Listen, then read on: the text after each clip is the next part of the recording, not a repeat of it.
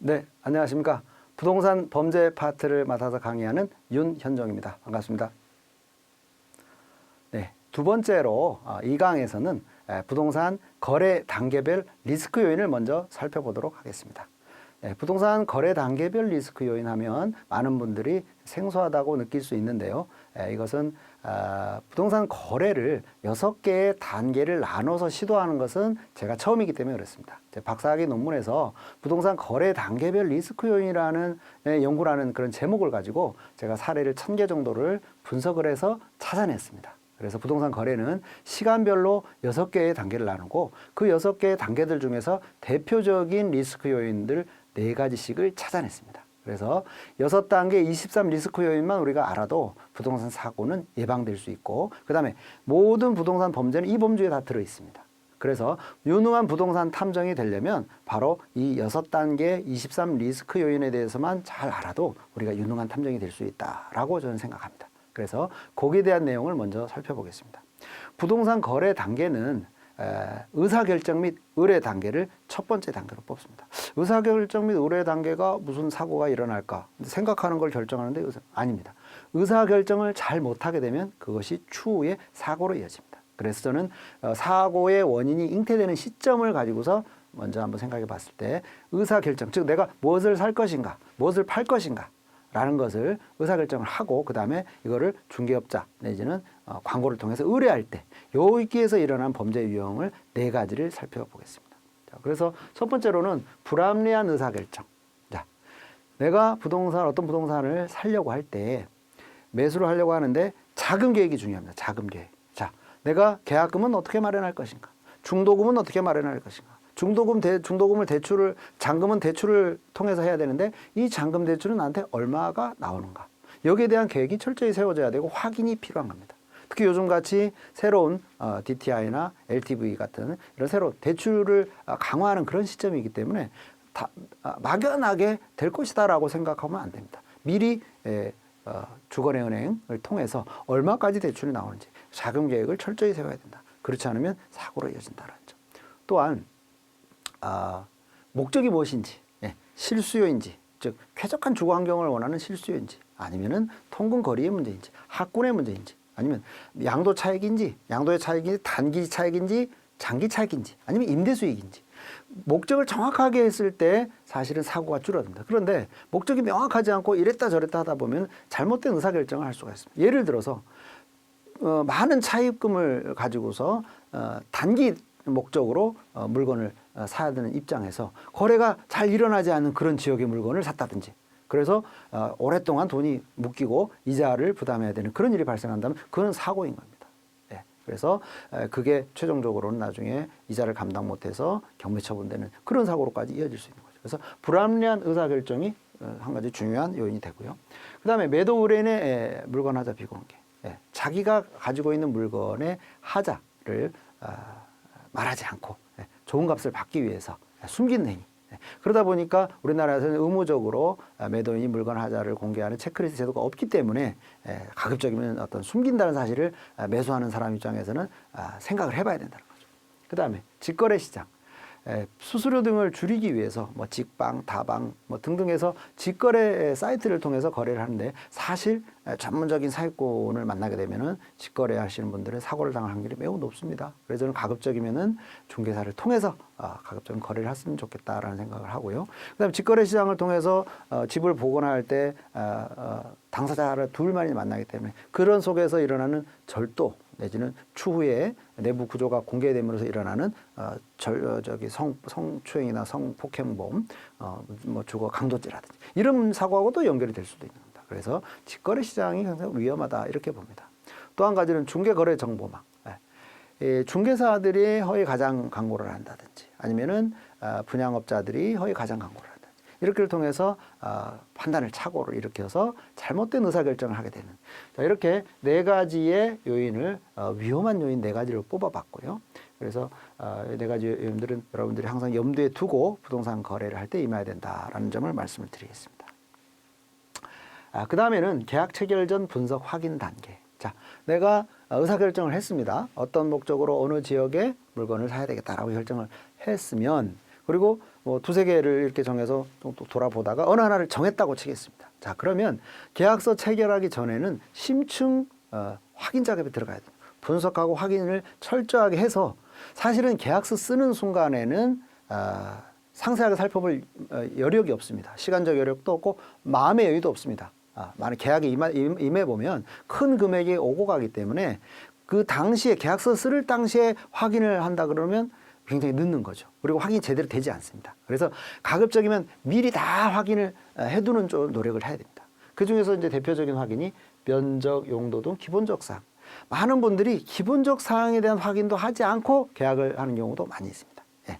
면적이나 용도 등을 대부분 등기부등본이나 토지대장, 건축물대장, 토지이용계약 이런 지적도 임야도 등을 통해서 모든 공부 서류들을 다 발급받아서 면적, 용도 등이 공부 서류별로 차이는 없는지, 다 똑같이 동일한지 등을 정확하게 미리 체크를 해야 된다는 점.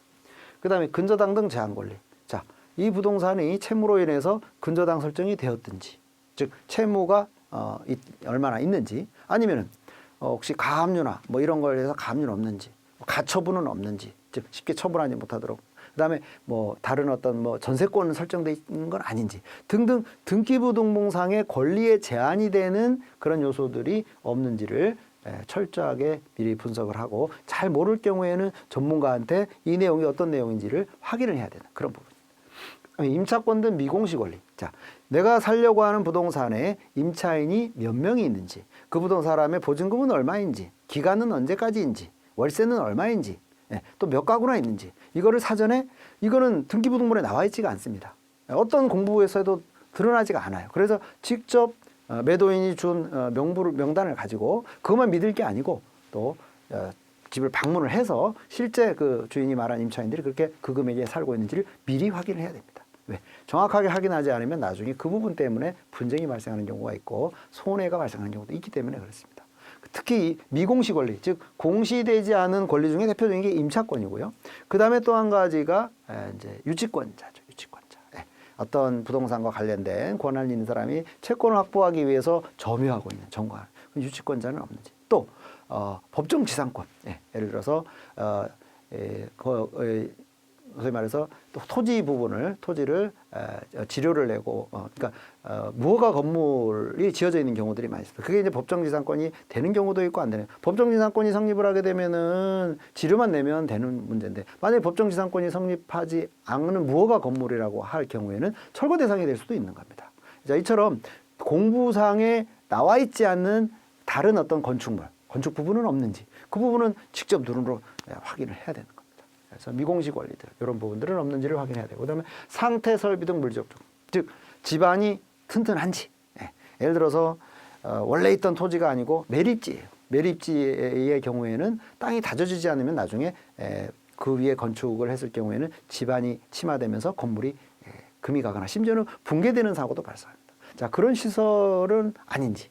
또 이 절개지, 요즘에 이제 기후가 급변하는 시기이기 때문에 갑자기 폭우가 쏟아져서 산사태가 많이 일어나지 않습니까? 그래서 이런 기후 변화에 의해서 산사태의 어떤 가능성은 없는지. 여러분 잘 아시다시피 우면동에 이렇게 큰 산사태가 일어나서 많은 인명이 희생되는 그런 일이었죠. 예전에는 그렇지 일어나지 않은 곳에들이 집중호우에 의해서 많은 일들이 일어나기 때문에, 자, 그런 어떤 물리적 조건, 건물에 금이 간 건 없는지, 누수는 없는지, 자, 이런 부분들을 미리 확인해야 된다는 거죠. 자, 2단계에서는 대표적인 겁니다. 이거 외에도 또 더 꼼꼼하게 할수록 좋겠지만 이 대표적인 것들을 꼭 체크를 해야 하는데, 그 중에서도 특히 소유권에 제한을 두는 근저당 등 제한 권리가 가장 중요한, 또 가장 위험한 요인으로 나와 있다는 점입니다. 자, 그 다음에 바로 넘어갔네요. 자, 3단계는 계약서 작성 단계입니다. 자, 사전에 철저히 분석을 확인을 했어요. 자, 그러면 작성 단계에서는 집중적으로 여기에 이제 주의를 하면서 계약을 체결해야 되는데, 첫 번째가 소유권 및 매도 매수 권한. 사실 소유권 및 매도 매수 권한이 있는지도 전 단계에서, 분석 확인 전 단계에서 최대한 접근을 하고, 그 다음에 작성하는 단계에서 또 하는 겁니다. 작성하는 단계. 그래서 매도인이 본인이 나왔으면은 신분증은 정확한지, 소유권자인지 등을 등기부 등본이라든지 등기 권리증이라든지, 뭐 심지어는 재산세를 낸 어떤 영수증이라든지 등등을 통해서 진정한 소유권자인지, 파는 사람이 진정한 소유권자인지를 최대한 할 수 있는 범위에서 최대한 자세히 꼼꼼하게 확인을 해야 되는 순간이 되는 거죠. 그다음에 또 매도 권한이 뭐 있는 사람인 건지. 미성년자나 이런 사람들은 법정 대리인 동의 없이는 할 수 없거든요. 미성년자, 금치산자, 한정치산자 등은 어떤 다른 어떤 보조자가 없으면 거래가 하더라도 나중에 취소되거나 뭐 이럴 확률이 높기 때문에 뭐 그런 사람은 아닌지. 또 뭐 대표이사가 뭐 법인 건물을 파는데 뭐 이사회의 동의는 거쳤는지, 종중재산은 종교의 총회 의사록을 거쳤는지 등등 매도 권한이 없는 사람들이 매도를 하러 온 것 같다 할 때는 굉장히 조심해야 된다는 겁니다. 그래서 그 부분에 대한 확인. 그다음에 대리권 부분은 이제 전 시간에도 설명을 했지만은 대리인으로 대리 권한이 없는 자가 대리권이 있는 것처럼 행사를 해서 피해를 끼치는 그런 부분들이 바로 대리권과 이 3단계에서는 바로 이 대리권과 관련된 부분이 가장 위험한 요인으로 나왔습니다. 그다음에 경제적 조건, 이거는 뭐 가격에 관련된 부분입니다. 가격이 적정한지, 적정하지, 물론 사전 분석을 통해서 주변 시세를 잘 파악을 해야지만이 정확한 판단을 할 수 있습니다.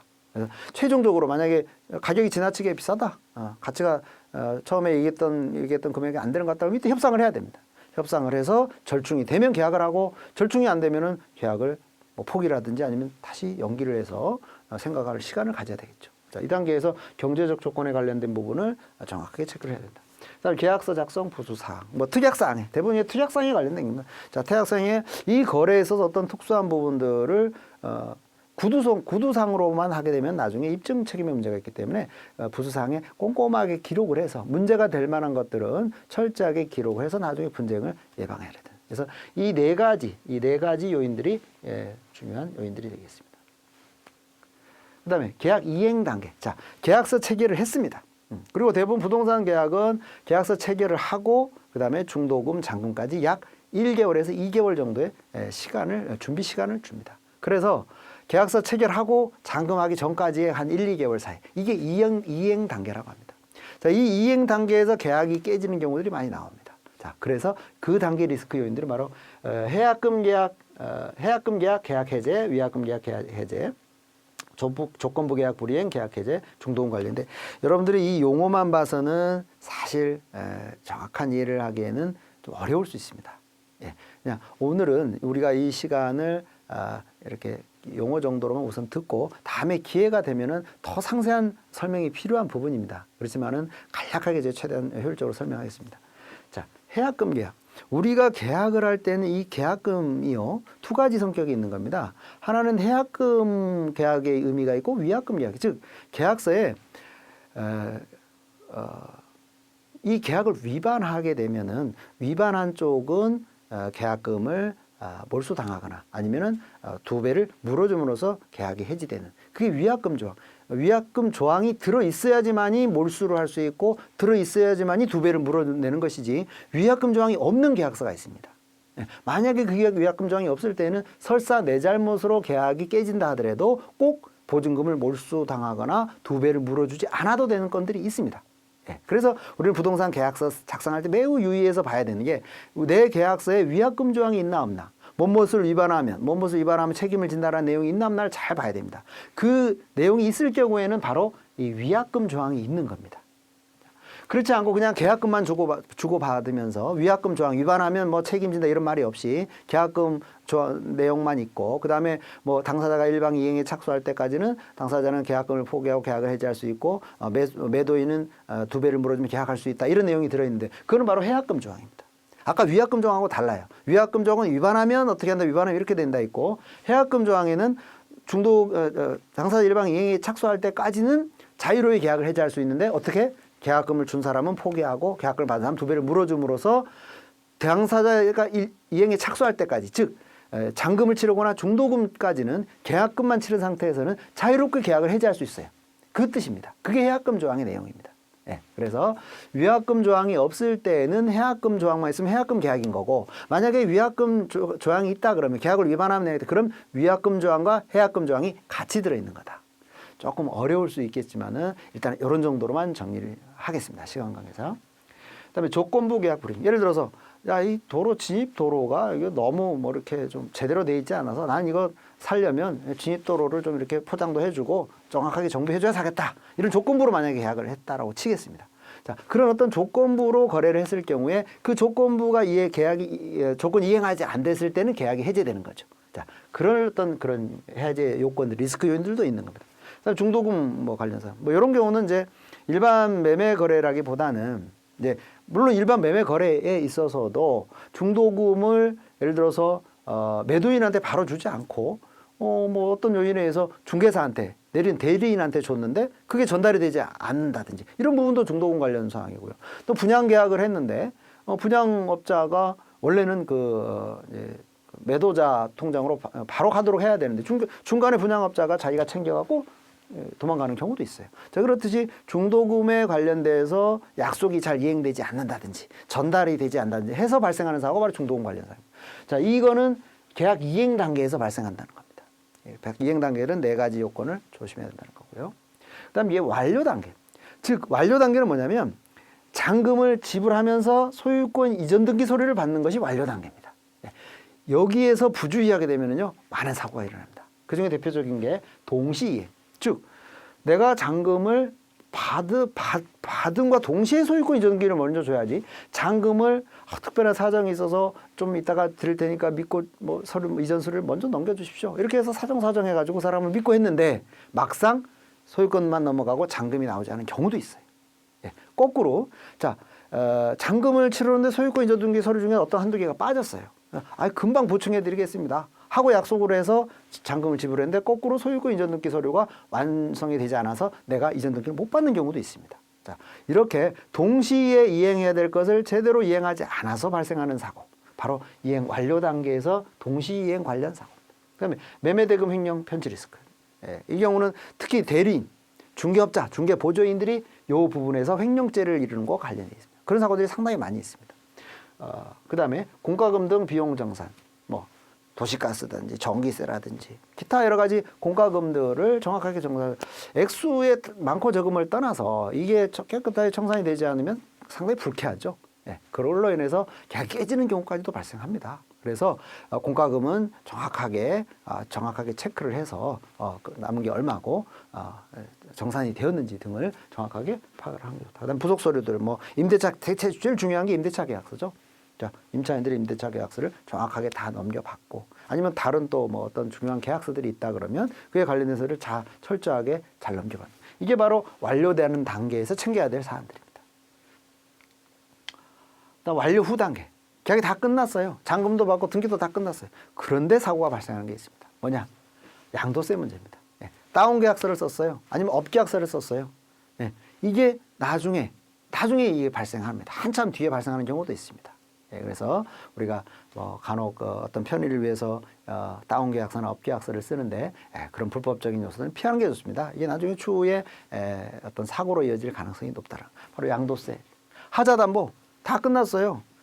뭐 사전에 충분히 검토했고 계약서 쓸 때도 봤는데 막상 이사 들어가서 보니까 여기저기에 금이가 있다든지 누수가 있다든지 발견되는 경우가 있습니다. 한참 뒤에. 자, 그때 과연 책임을 심각하다면 건물을 사용하는데 심각한 문제가 있다고 한다면 책임을 물을 수 있는 소지가 있다는 거죠. 하자담 문제.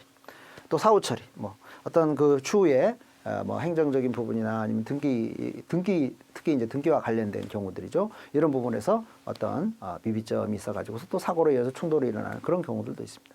자, 이렇게 부동산 거래 단계는 6가지 단계로 우리가 시간적 순서대로 이렇게 나눌 수 있고요. 그럼 시간적 순서대로 나누는 게 어떤 의미가 있느냐? 우리가 이 23 리스크 요인을요, 이렇게 구분하지 않고 뭉뚱그려서 그냥 하나의 주머니에 넣고 복잡해요. 복잡하고 엄두가 나지 않습니다. 위험한, 그래서 포기를 하는 거죠. 근데 이렇게 단계를 구분하고 그 단계별로 중요한 리스크 요인들을 이렇게 나눠 놓게 되면은 접근이 쉽다라는 겁니다. 그래서 6단계를 나누고 각 단계들마다 중요한 하자 요인들을 체크를 해 나가서 안전하다고 판단이 되면 거래하는, 그러면 거래 사고가 예방이 됩니다. 이렇게 6단계의 23 리스크 요인을 살펴봤습니다.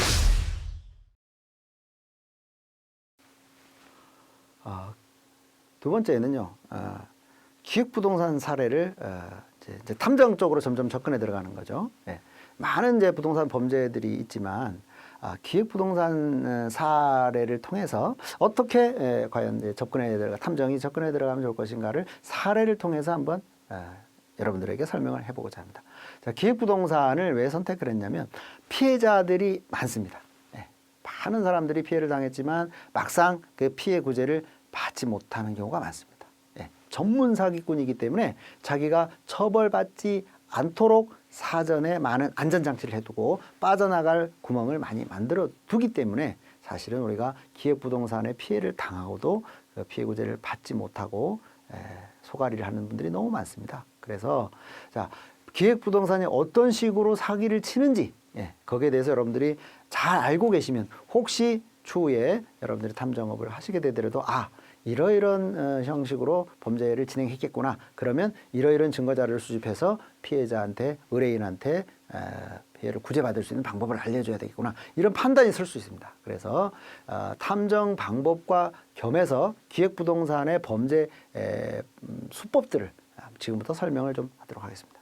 먼저 대부분의 일반적인 그런 유형 개요입니다. 대부분 거의 비슷해요. 전화로 권유를 받죠. 대부분 개발회사로부터 이제 전화를 통해서 권유를 받습니다. 좋은 부동산이 있다, 뭐 투자 가치가 있다, 뭐 돈을 많이 번다 해서 전화 통해서 텔레마케팅의 어떤 권유를 통해서 접근을 하게 들어오고 그래서 이제 설명이나 한번 들어볼까 하고 방문을 하죠. 그렇지만 방문을 했을 때는 그 방문자를 위해서 모든 세트가 이루어져 있다고 보시면 됩니다. 거기에 들어있는 모든 사람들이 특정한 목적을 가지고 배역을 가지고서 자리에 앉아있다고 보시면 됩니다. A 테이블, B 테이블, C 테이블, D 테이블 다 하나의 영화장 세트처럼 돼 있다 이렇게 생각하시면 됩니다. 그런데 거기에 이제 그런 위치들이 대부분 기획부동산의 위치들이 번화한 곳에 최고급으로 화려한 개발 도면을 가지고서 관련 기사라든지 연구 보고서라든지 이런 것들을 총동원해서 그다음에 이 설명하는 사람은 그 분야의 그 사람의 심리적인 요소까지 터득을 해서 가장 설득력 있는 용어로 자료들을 가지고 설득하기 때문에 보통 사람들은 거기에 안 넘어갈 수가 없습니다, 사실은. 그래서 방문을 하는 순간 여러분들은 수렁에 이미 빠져들었다 생각하시면 됩니다. 내가 아무리 이성적으로 판단을 하고 사고를 깊이 하더라도 그 사람들은 그런 것까지도 감안을 해서 접근을 하기 때문에 쉽게 빠져나오기가 어렵습니다. 근데 여기서 의사결정을 하고 계약을 체결하는 사람도 있어요. 그런데 조금 더 주의 깊은 사람들이 현장을 한번 가봐야지. 그래서 그런 사람들을 위해서 현장 답사 팀을 이제 운영을 합니다. 그래서 맨날 몇 시에 이제 버스에 태워서 이렇게 같이 이동을 하면서 현장을 방문을 하는데 그것도 현장 답사도 완벽한 시나리오에 의해서 차 안에서 탑승을 해서 중간에 누구를 태우고 또 둘러볼 때 토지가 해당 토지가 아니라 또 가장 입지가 좋은 토지를 둘러보고 그래서 현장을 답사한 이후에는 점점 더 빠져드는 겁니다. 완벽해요, 거의. 그래서 하나의 완벽한 시나리오가 가동되기 때문에 현장 답사하고 난 뒤에는 더 마음이 굳어지는 거죠. 그래서 답사하고 오는 길에 내지는 답사 끝나고 사무실에 와서 계약이 체결된 경우들이 태반입니다. 현장 답사까지 갔다 와서 계약 체결 안 하는 경우는 거의 없다고 봅니다. 현장 답사까지 갔다 오면 거의 100% 계약을 한다라고 합니다. 그래서 그런데 이렇게 해서 갔다 와서 계약을 체결했는데 체결한 이후에 이제 부부가 의논을 해서 계약을 체결하면은 사실은 또 중간에 이런 위험을 체크를 하는데 대부분이 의사결정이 순간적으로 진행되기 때문에 계약 체결부터 해놓고 계약금부터 보내놓고 추후에 배우자나 주변 분들과 상의하는 경우가 많아요. 그런데 다른 배우자나 다른 주변 사람들은 이성적으로 이 물건을 보는 사람들이 많습니다. 그러다 보니까 추후에 위험 요소를 발견하고 뭔가 이상하다, 뭔가 잘못된 것 같다고 해서 계약을 해지를 하려고 들면 계약 해지에 응해주지 않고 이때부터 이제 피해자는 과연 이게 잘 되겠지 개발이 뭐 이렇게 기대를 하기도 하고 또 구제를 이게 하기 위해서 어떤 법적인 절차를 밟지만 그게 막상 목적한 바대로 피해 구제가 빨리 이루어지지 않는 그래서 이런 단계에서 의뢰인들이 아무래도 심정적으로 이거 확실하다 내가 사기를 당한 것 같다 그런데 이거를 빨리 회복하고 싶다 저는 이럴 때 부동산 탐정의 역할이 필요하고 그 부분에서 피해자의 피해 구제를 빨리 하는 데 도움이 줄 수 있지 않을까라는 생각을 해봅니다. 자, 그러면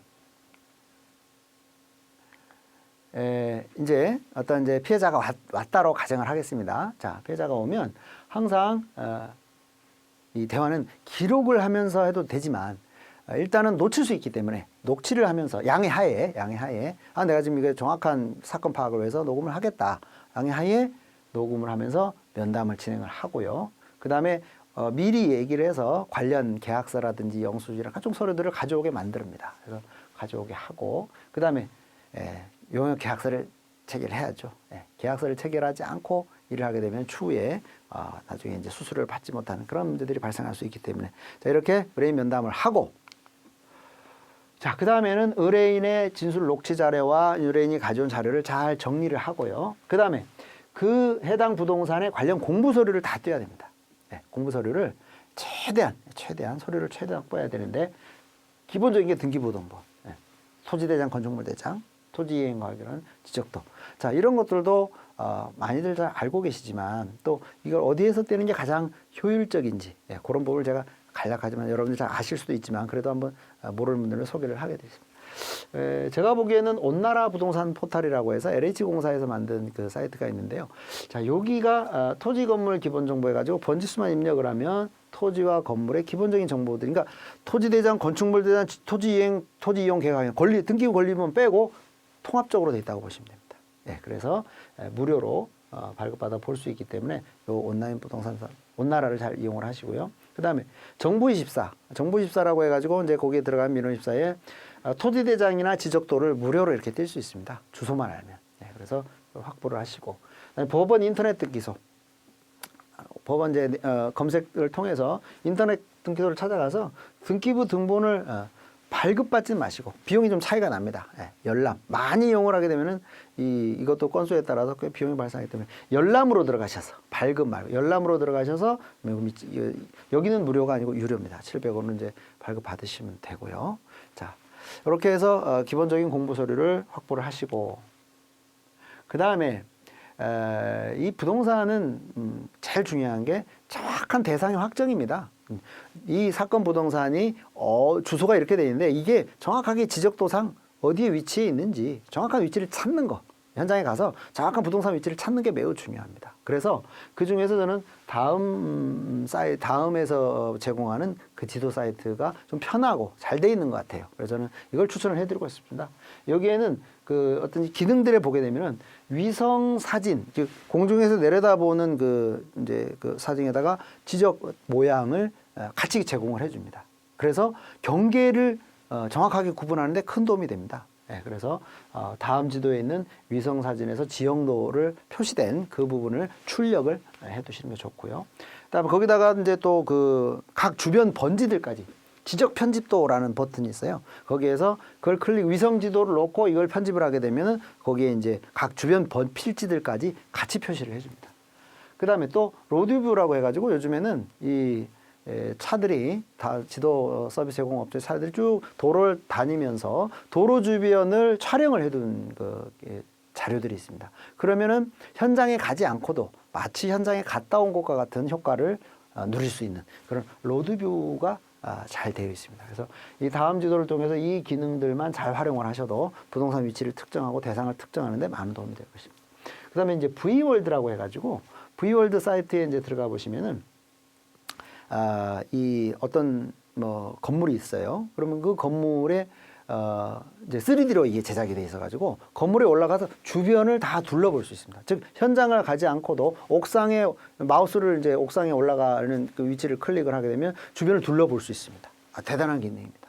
그렇게 해서 웬만한 건물 그다음에 어떤 중요한 관공서 건물이나 아니면 지하철역이나 이런 것들은요 내부까지도 들어가서 마치 현장을 가서 둘러보는 것처럼 이렇게 돼 있습니다. 그래서 대단한 IT 기술이 이제 부동산에도 이제 우리가 활용을 할 수 있는데 V월드라는 사이트를 여러분들께서 잘 활용하시면 좋겠습니다. 자, 이렇게 해서 의뢰인의 진술, 의뢰인이 가지고 온 자료, 그 다음에 공부 서류, 그 다음에 이런 지도들 이런 걸 다 통해 가지고 사건을 개요를 파악하는 게 중요합니다. 개요도를 사건 개요도를 만들어야 되죠. 자, 매도인이 누군지, 매수인은 누군지, 이거는 개발업자는 또 누군지, 현장 납사 안내자는 누군지 하나의 도표식으로 이렇게 도표식으로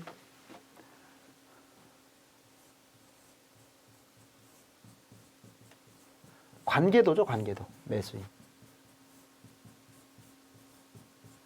만약에 중개인이 있으면 뭐 중개인, 뭐 A, 중개인, 뭐 여기에 뭐 또 B, 보조자 등등 중개와 관련된 사람들. 또 매도인 측에서도 뭐 여기에서 뭐 아까 뭐 기획부동산 회사들 같으면은 처음에 뭐 소개한 사람이 있을 것이고, 그 다음에 브리핑을 한 사람이 있을 것이고, 그 다음에 또 현장 답사를 한 사람도 있을 것이고, 그 다음에 이 회사의 최종적으로 뭐 대표라는 사람도 있을 것이고, 그 다음에 또 뭐 회장이라는 사람도 있을 것이고, 또 실소유주가 따로 있는 경우도 있겠죠. 이런 식으로 이 해당 부동산과 이 거래되는 부동산과 관련된 관계자들을 이 매도인과 어떤 관계에 있는지를 여러 가지 뭐 이렇게 나름대로의 그 표시를 통해서 관계도를 작성을 해야 됩니다. 그래야지만이 사건 파악이 빠릅니다. 그래서 이 관계대 작성을 2단계에서는 해두고, 자, 그 다음에 이제 이렇게 분석을 하고, 그 다음에 이 부도 해당, 그러니까 현장 보존이죠. 자, 이 물건을 방문을 해서 현장은 이 부동산이 어떤 물건인지를 정확하게 알아야 되겠죠. 그래서 물건에 대한 현장 조사를 가기 위해서는 한 번 갔을 때 철저한 현장 조사를 해서 준비를 많이 해야 됩니다. 그래서 복장도 좀 간편하게 준비를 해야 되고, 도구들을 좀 잘 챙겨가야 됩니다. 특히 나침반 같은 경우에 이게 토지도 그렇고, 토지도 뭐 그렇고, 주택도 그렇고, 기본적으로 남양, 햇볕을 잘 받을 수 있는 그런 어떤 토지인지 그런 건물인지를 분석을 하는 게 중요하죠. 그래서 바로 이런 나침반, 또 힘든 줄자, 뭐 이런 필기도, 그다음에 위치도 지번도 뭐 카메라 잘 사건이 발생했기 때문에 정확한 그 물건의 위치를 먼저 해와야 되기 때문에 이런 도구들을 철저히 빠짐없이 준비를 해야 됩니다. 왜냐하면 그렇지 않으면 2번 가야 되는 그런 일이 발생하기 때문에 그렇습니다. 자, 그래서 대상 토지의 위치를 먼저 파악을 하고, 그 다음에 수집 자료가 지적도 모양대로 땅이 이렇게 모양이 제대로 경계를 갖고 있는지 등을 분석을 해야 되고, 그 다음에 현장 보존 카메라로 잘 촬영을 해서 내 물건이 해당 그 대상 물건이 정확한 어떤 물건이 어딘지, 위치는 어딘지를 파악을 해야 되겠죠. 그 다음에 또 필요하면 주변에 뭐 이웃이라든지 아니면 주변 토지 소유자들을 통해서 만나서 해당 관련된 진술을 최대한 확보를. 그러니까 현장 조사를 가서는 바로 이와 같은 5가지의 사항을 충실히 이용을 하는 게 중요하겠습니다. 자, 그리고 아까 이제 기획부동산의 사례를 통해서 기획부동산의 사기꾼들이 가장 빠져나가는 부분이 이 범죄 구성요건 해당성에서 고의가 없다라는 걸로 빠져나갑니다. 나는 이거는 내가 열심히 개발 사업을 통해서 사업을 열심히 하려고 한 거지, 내가 이 사람 돈을 편취하려는 그런 나쁜 의도는 없었다, 이렇게 대부분 주장을 합니다. 그래서 참 이 부분이 모호해가지고 의외로 이게 범죄 성립이 잘 안 돼서, 이 범죄 구성요건 해당이 안 돼서 풀려나는 사례도 상당히 많습니다. 그러니까 지능범들이 그런 부분을 법을 잘 알고 피해 나가는 그런 방법들을 계속 연구를 해요. 그래서 그 부분의 것들이 많이 있는 게 바로 이 고의성 부분, 부동산 사기죄에서 고의 부분을 많이 공략을 합니다. 그런데 점차 이 법 쪽에 이제 이 경찰, 검찰에서도 점점 더 고의를 인정하는 범위가 넓어져 가고 있습니다. 즉 뭐냐?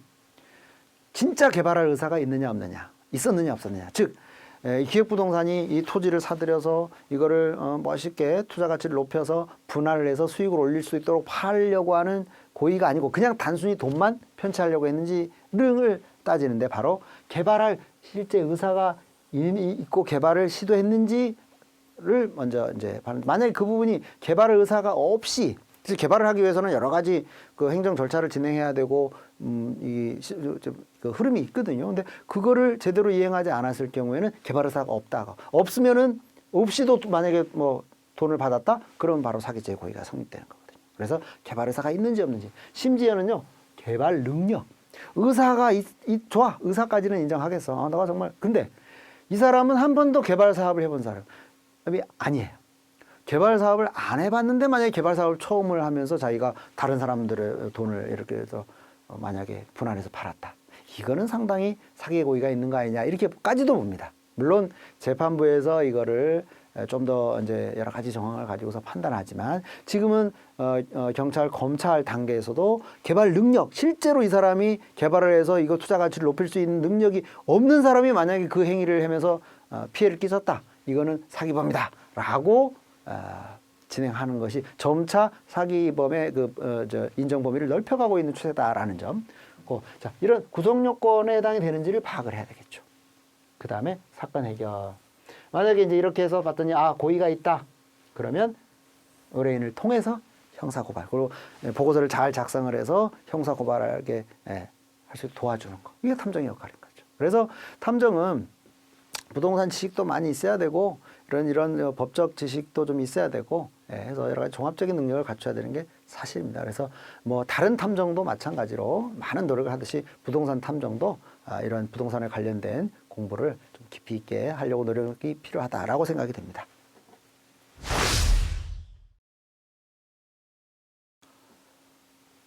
자, 이번에는 부동산 사고 절차를 앞전에 기획부동산 사고를 통해서도 살펴봤지만 조금 더 한번 좀 정리를 디테일하게 해보면 부동산 사고 조사를 하는 절차를 이렇게 좀 조금 더 잘 정리를 한번 해봤습니다. 먼저 사고가 발생을 했어요. 자, 그러면 당사자 진술을 듣습니다.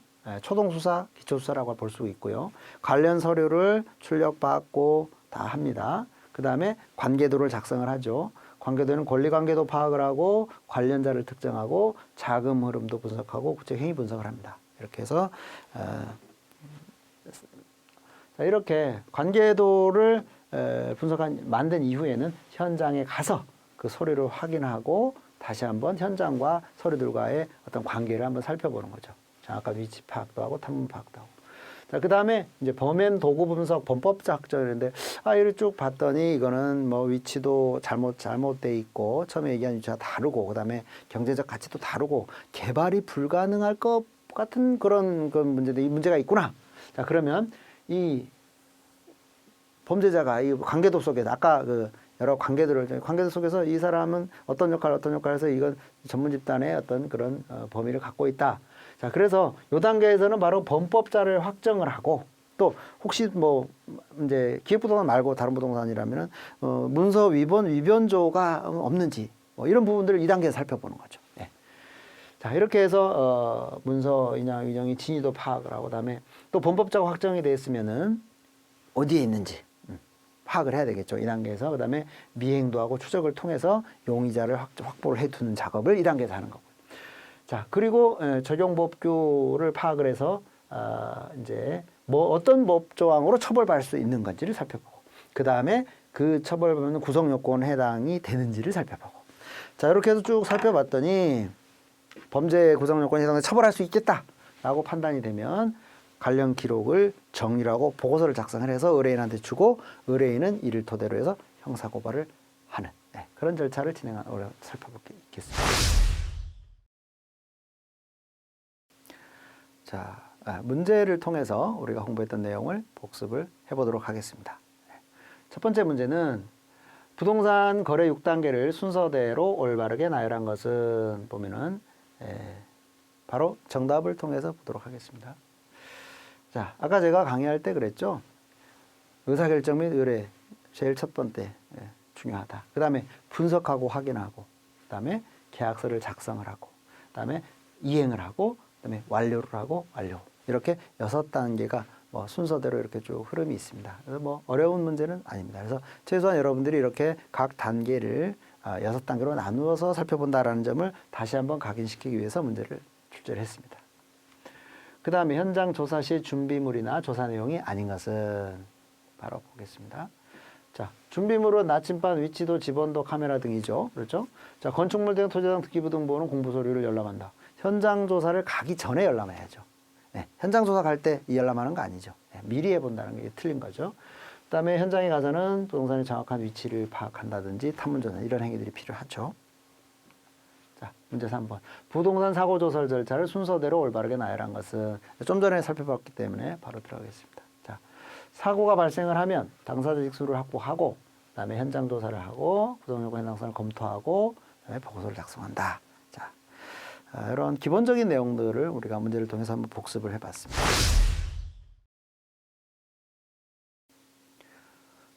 요약해서 다시 한번 정리를 하겠습니다.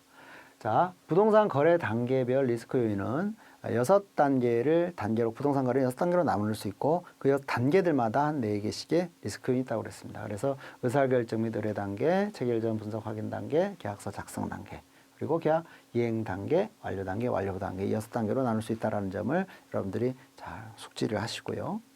자, 그다음에 기획부동산에 이제 사기 사건이 들어오게 되면 이렇게 의뢰인 면담을 하고 자료 수집 및 파일화 작업을 하고 토지 위치 검색을 출력을 하고 관계도를 작성을 하고 그다음에 현장 조사를 하고 구성 요건 해당을 파악하고 사건 해결에 이르는 사기 사건 사례를 통해서 이런 순서대로 조사 절차에 임한다라는 점을 설명을 드리겠습니다. 자, 부동산 사고 절차는 뭐 유사합니다. 아까 본에 요상했기 때문에 여러분들께서 쭉 보시면 될 것 같고요. 이처럼 부동산 그 사고 조사를 이번 시간에는 리스크 요인을 살펴보고 그다음에 사고 조사 절차를 사례를 통해서 한번 쭉 살펴봤습니다. 조금 설명을 조금 더 상세하게 해야 될 부분이 있지만 시간 관계상 좀 빨리빨리 진행을 한 측면이 있습니다만은 우선은 우리 여러분들이 이런 정도 내용을 숙지를 하시고 추후에 어떤 다른 기회를 통해서 좀 더 심도 있는 그런 공부를 하는 계기가 되었으면 좋겠습니다. 예, 이상 2강 강의를 마치도록 하겠습니다. 네, 수고 많으셨습니다.